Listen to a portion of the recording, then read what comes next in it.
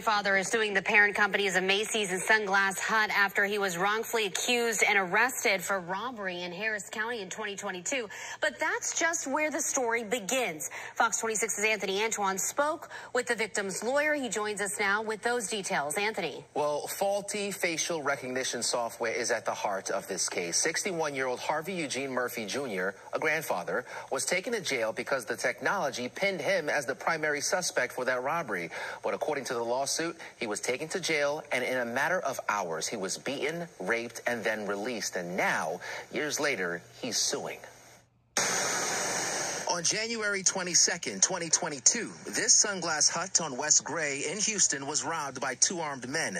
The employees inside were threatened at gunpoint and taken to the back of the store while the suspect stole money and several pairs of glasses. Sunglass Hut may not have access to facial recognition software, and so the documents show that they took the video to Macy's, who then used his features to determine that he was the one that had robbed the Macy's before and identified him as Mr. Murphy and told Sunglass Hut. Daniel Duco, the lawyer for 61-year-old Harvey Eugene Murphy Jr., who is from Houston, says his client was in California at the time of the crime.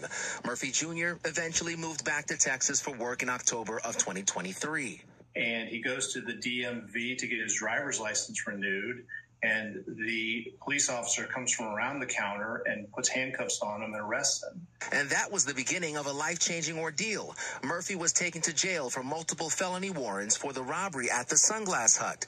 Court documents suggest the store employee was also prepped by the company and identified Murphy as the robber, with facial recognition playing a key role in his arrest. Murphy gave officers his alibi.